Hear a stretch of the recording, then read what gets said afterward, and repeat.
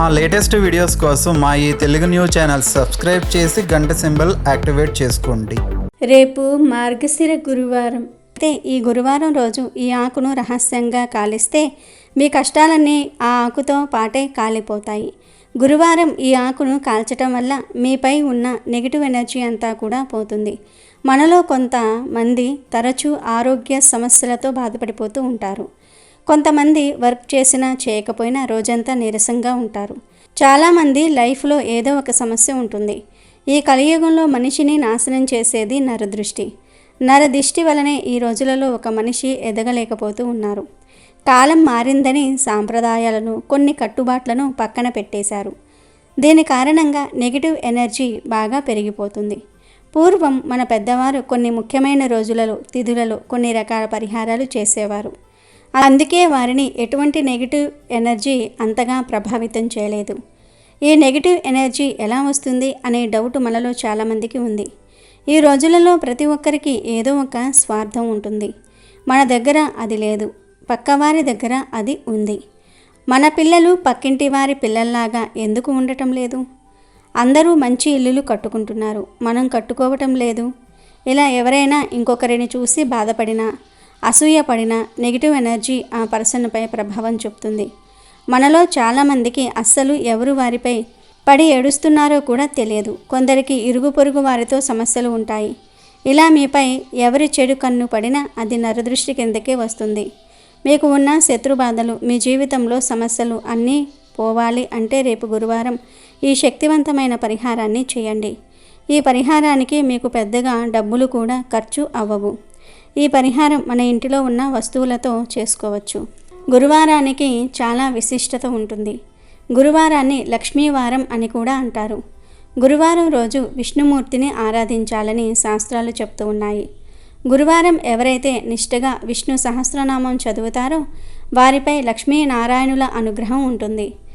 శ్రీ మహావిష్ణువుకు, లక్ష్మీదేవికి ఇష్టమైన ఈ గురువారం రోజున మీకు ఉన్న కష్టాలు, సమస్యలు తీరిపోవాలని ఏ పరిహారం చేసినా ఫలిస్తుంది. ముఖ్యంగా ఈ ఆకును లక్ష్మీదేవి పటం దగ్గర పెట్టి ఆ తర్వాత కాలిస్తే మీకు ఉన్న దోషాలన్నీ తొలగిపోతాయి. మూసుకుపోయిన మీ ధనద్వారాలు తెరుచుకుంటాయి. మరి ఇంతకీ రేపు గురువారం రోజు ఏ ఆకును కాల్చాలో ఇప్పుడు మనం ఈ వీడియోలో తెలుసుకుందాం. అంతకన్నా ముందు ఒక పవిత్ర కథను విందాం. ఫ్రెండ్స్, ముందైతే మా వీడియో నచ్చితే లైక్ చేసి షేర్ చేయండి. అలాగే మా ఛానల్ కూడా సబ్స్క్రైబ్ చేసుకుని మాకు సపోర్ట్ చేయండి. ఒకసారి ధర్మదేవతకు లక్ష్మీదేవికి వాదన జరిగింది. ధర్మదేవత నేనే గొప్ప అంటే కాదు, నేనే గొప్ప అని లక్ష్మీదేవి వాదించుకున్నారు. ఇద్దరూ కలిసి తమలో ఎవరు గొప్పవారో తెలుసుకుందామని దేవరాజు అయిన ఇంద్రుని దగ్గరకు వెళ్ళారు. ధర్మదేవత, లక్ష్మీదేవి కలిసి ఇంద్రలోకానికి వెళ్ళగానే ఇంద్రుడు మీరిద్దరూ అనుకోకుండా స్వర్గానికి రావడానికి గల కారణమేమిటని అడిగాడు. అప్పుడు లక్ష్మీదేవి ఇలా చెప్తుంది. ఈ ధర్మము కంటే నేనే గొప్ప అని చెప్పినా కూడా ఈ ధర్మదేవత అంగీకరించటం లేదు. నేను లేకపోతే ఎటువంటి వారికైనా జీవితమే లేదు, అందుకే నేనే గొప్పని, నేనే శ్రేష్టమని చెప్పినా కూడా ఈ ధర్మదేవత ఒప్పుకోవటం లేదని లక్ష్మీదేవి చెప్పింది. తరువాత ధర్మదేవత కూడా మాట్లాడుతూ, ధర్మం లేని జీవితం ఔన్నత్యాన్ని పొందలేదు. లక్ష్మి లేకపోయినా సరే గాని ధర్మం మాత్రం ఉండాలి. అందుకే నేను లక్ష్మీదేవి కంటే గొప్పదాన్ని అని ఇంద్రునితో చెప్పింది. ధర్మదేవత, లక్ష్మీదేవి కలిసి ఇంద్రునికి తమలో గొప్పవారెవరో చెప్పమని అడిగారు. ఇంద్రుడు సంశయంలో పడ్డాడు. లక్ష్మీదేవి గొప్పదని చెప్తే ధర్మదేవత వెళ్ళిపోతుంది. ధర్మము లేని రాజ్యము సుభిక్షంగా ఉండదు. అధర్మ పాలనలో ఈ స్వర్గం కూడా నరకంగా మారిపోతుంది. అలాగే ధర్మదేవత గొప్పదని చెప్తే లక్ష్మీదేవి ఆగ్రహించి అలిగి వెళ్ళిపోతుంది.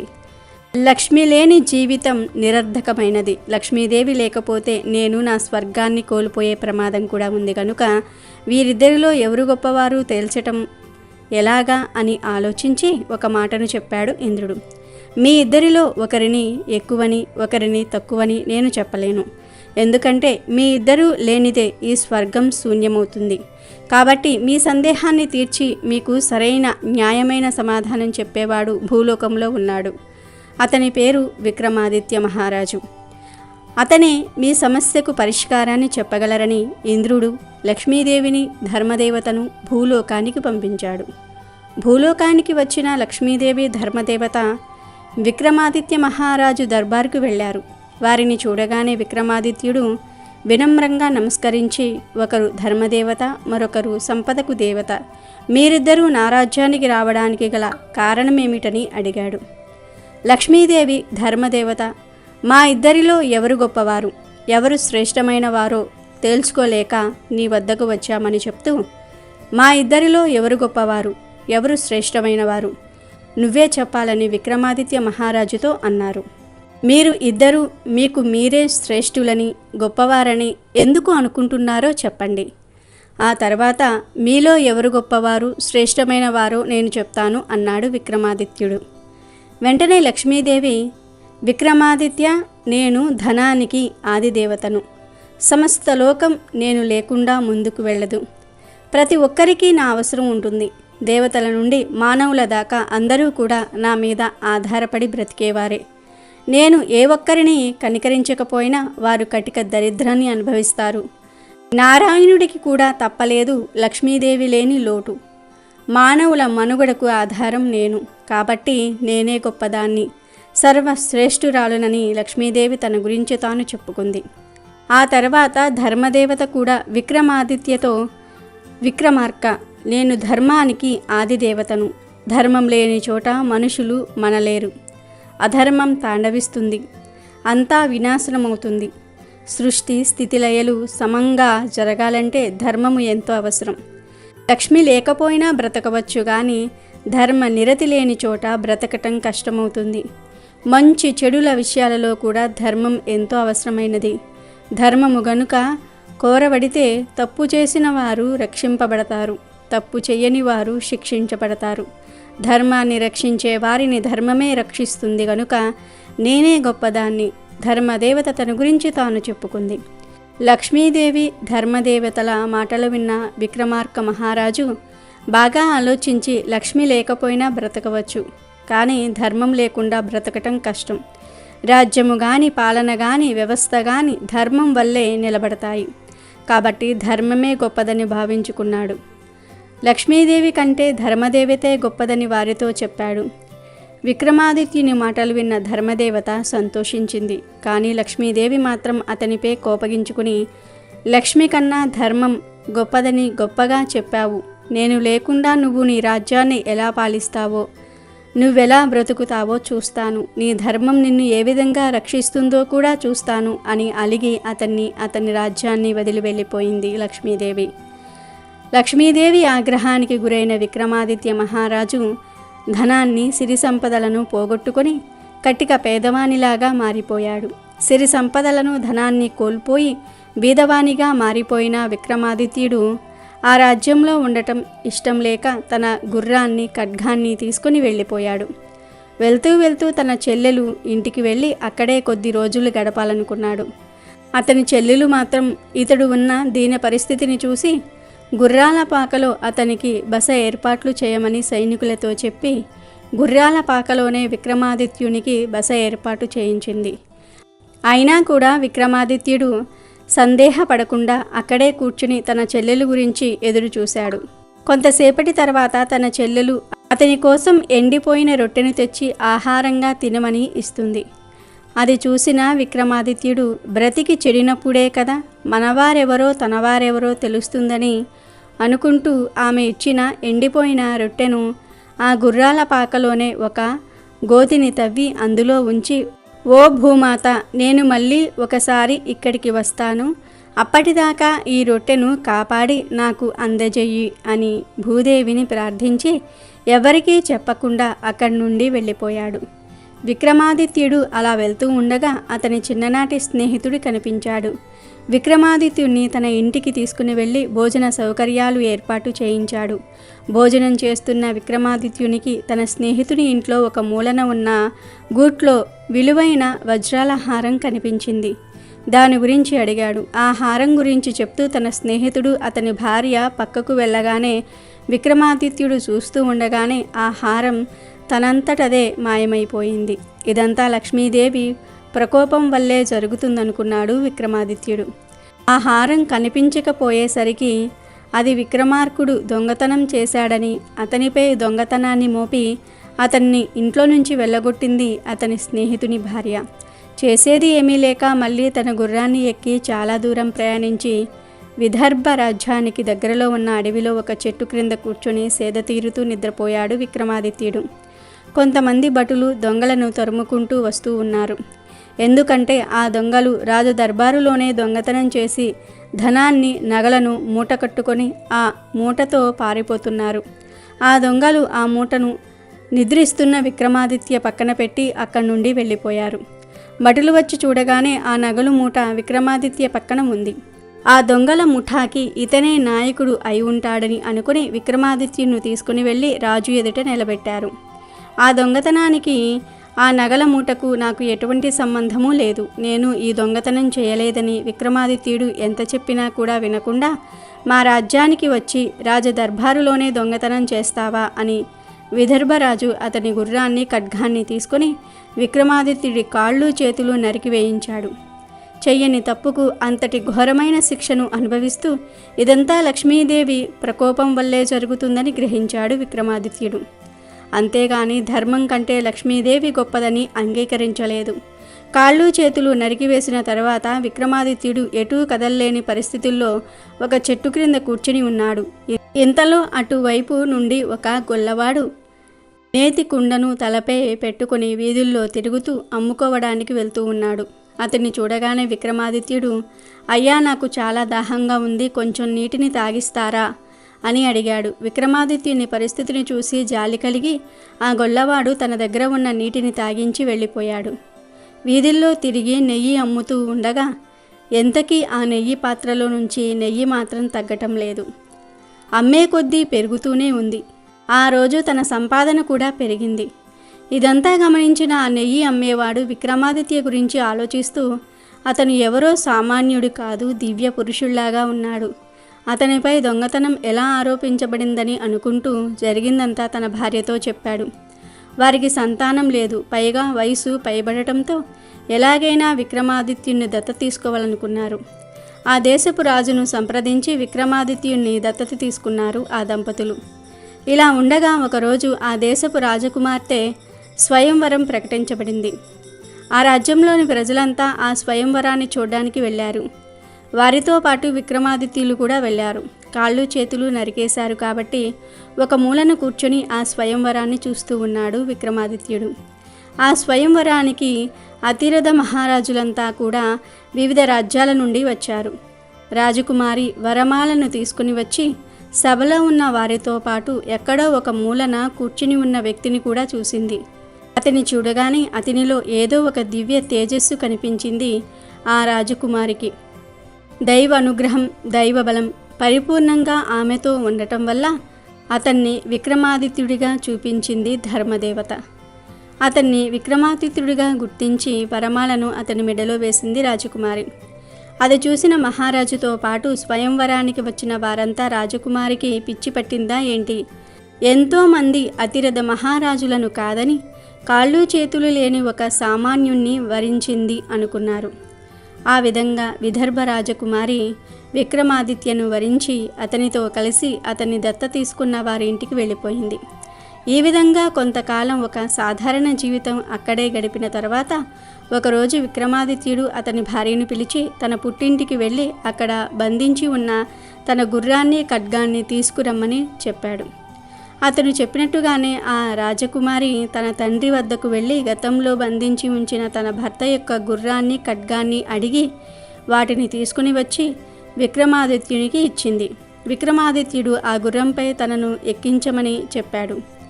మీకు కాళ్ళు చేతులు లేవు, గుర్రంపైకి ఎక్కితే పడిపోతారు అని భార్య ఏడుస్తూ చెప్పింది. కానీ విక్రమాదిత్యుడు మాత్రం మరేం పర్వాలేదు, నన్ను ఈ గుర్రంపై ఎక్కించి నా ఖడ్గాన్ని నా భుజానికి తగిలించండి అని చెప్పాడు. విక్రమాదిత్యుడి భార్య అతన్ని దత్తత తీసుకున్న తండ్రి కలిసి విక్రమాదిత్యుడిని ఆ గుర్రంపైకి ఎక్కించి కూర్చోబెట్టి తన భుజానికి తన ఖడ్గాన్ని తగిలించారు. ఆ గుర్రంపై కూర్చున్న వెంటనే విక్రమాదిత్యుడికి కాళ్ళు వచ్చాయి.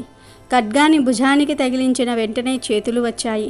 అది చూసి ఆనందించిన అతని భార్య గుర్రాన్ని ఎక్కి ఖడ్గాన్ని పట్టుకోగానే పోయిన మీ కాళ్ళు చేతులు ఎలా వచ్చాయని అడిగింది. ఈ గుర్రము ధర్మము, ఈ ఖడ్గము నీతి. నేను చెయ్యని తప్పుకు అధర్మంగా శిక్ష అనుభవించాను కాబట్టి ధర్మదేవత నన్ను ఆ శిక్ష నుండి తప్పించి కాపాడింది. అందుకే అధర్మంగా తీసివేయబడిన నా కాళ్ళు చేతులు నాకు తిరిగి వచ్చాయని చెప్పాడు విక్రమాదిత్యుడు. విక్రమాదిత్యుడిని దత్తత తీసుకున్న గొల్లవాని దంపతులు తనకు కాళ్ళు చేతులు రావడానికి చూసి ఆశ్చర్యపోయి, మీరు ఎవరో సామాన్యులైతే కాదు, దివ్య పురుషులే అంటారు. దయచేసి మీ పుట్టు పూర్వోత్తరాలు చెప్పండని అడిగారు. ఎంతైనా అతనిని దత్తత తీసుకున్న తల్లిదండ్రులు కాబట్టి వారు అడిగేసరికి విక్రమాదిత్యుడు తాను ఎవరో, ఎందుకిలా గోప్యంగా బ్రతికాడో, చెయ్యని తప్పుకు ఎందుకు ఇంత శిక్ష అనుభవించాడో తన పూర్వ వృత్తాంతమంతా కూడా వాళ్లకు చెప్పాడు. సాక్షాత్తు ఉజ్జయిని మహారాజైన విక్రమాదిత్యుడినే మేము దత్తత తీసుకుని పుత్రునిగా పొందామా అని ఆ దంపతులు ఎంతో ఆనందించి కన్నీటితో స్వాగతం పలికారు. నెయ్యి అమ్ముకున్న వాని ఇంట్లో ఉన్నది ఉజ్జయిని మహారాజైన విక్రమాదిత్య మహారాజునని తెలుసుకుని విదర్భరాజు ఎంతో సంతోషించి తన కుమార్తె విక్రమాదిత్యున్నే వివాహం చేసుకోవటం ఎంతో గర్వించదగ్గ విషయమని భావించుకుని మంది మార్బలంతో తన కనకవస్తు వాహనాలతో సైన్యాన్ని వెంటబెట్టుకుని విక్రమాదిత్యుడి దగ్గరకు వచ్చి, అన్యాయంగా అనాలోచితంగా ప్రవర్తించి మిమ్మల్ని శిక్షించాను. నా తప్పుకు నన్ను క్షమించి నా అల్లుడు హోదాలో నా కుమార్తెతో పాటు ఈ కానుకలను కూడా స్వీకరించండి అని కోరుకున్నాడు విదర్భరాజు. విక్రమాదిత్యుడు అతని మాటలను మన్నించి అన్నిటినీ స్వీకరించి రాజకుమారితో కలిసి ఉజ్జయిని రాజ్యానికి బయలుదేరాడు.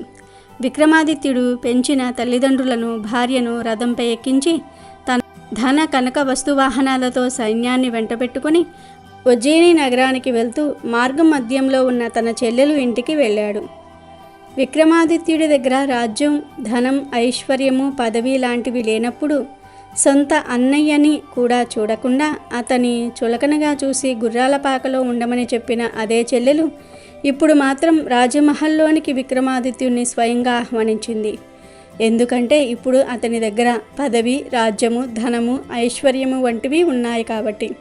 కానీ విక్రమాదిత్యుడు మాత్రం తన చెల్లెల ఆహ్వానాన్ని మన్నించకుండా తన చెల్లెలు చెయ్యి పట్టుకుని గుర్రాలపాక దగ్గరకు వెళ్ళి గతంలో తాను భూమాత ఒడిలో దాచిన ఎండిపోయిన రొట్టెను తీసుకుని ఆ రొట్టెను చూపిస్తూ తన చెల్లెలతో అంటున్నాడు, ఈ రొట్టెనే కదా నువ్వు నాకు తినమని ఇచ్చావు. నేను దీన్ని ఎంతో ఇష్టంగా తింటాను. ఎండిపోయిన రొట్టె ఇచ్చినందుకు నాకు నీపై ఎలాంటి కోపము లేదు. కానీ ఒక మాట చెప్తాను, శ్రద్ధగా విను. ఎవరైనా బాగా చితికిపోయి సర్వం కోల్పోయి మన దగ్గరకు వస్తే వారిని ఆదరించాలి. అదే నీ ధర్మం అవుతుంది. ఆ ధర్మమే నిన్ను కాపాడుతుంది. అంతేగాని అన్నీ కోల్పోయి బికారిల్లా మారారు, వీరికి మర్యాద చేయటం ఏమిటి అని చులకనగా చూడకూడదు. ఎందుకంటే అన్ని రోజులు ఒకేలాగా ఉండవు. కష్టాలు వచ్చినప్పుడే తనవారెవరో మనవారెవరో తెలుస్తుందని చెప్పి అక్కడి నుండి వెళ్ళిపోయాడు విక్రమాదిత్యుడు. ఆ తర్వాత తన స్నేహితుడిని కలిశాడు విక్రమాదిత్యుడు. సర్వం కోల్పోయి తినడానికి తిండి లేని సమయంలో నన్ను ఆదుకొని ఆశ్రయం కల్పించి భోజనం పెట్టి నిజమైన స్నేహితుడని నిరూపించుకున్నావు. నీ స్నేహ దర్భాన్ని కాపాడావు. నీలాంటి స్నేహితుడు ఉండటం నా అదృష్టం. కష్టాల్లో ఉన్నప్పుడు ఆదుకునేవాడే నిజమైన మిత్రుడు అవుతాడు అంటూ అతని భార్యను కలిసి, అమ్మ, నేను మీ హారాన్ని దొంగిలించానని నాపై నిందలు వేసి అవమానించి నానా మాటలు ఆడి నన్ను ఇంట్లో నుంచి వెళ్ళగొట్టారు. భరించరాని బాధలో ఉండి మీ ఇంటికి ఎవరైనా వస్తే వారిని ఆదరించకపోయినా పర్వాలేదు, కానీ నిందలు వేసి అవమానించటం మహాపాపం అవుతుందని ఆమెతో కూడా చెప్పి అక్కడి నుండి తన రాజ్యానికి బయలుదేరి వెళ్ళిపోయాడు.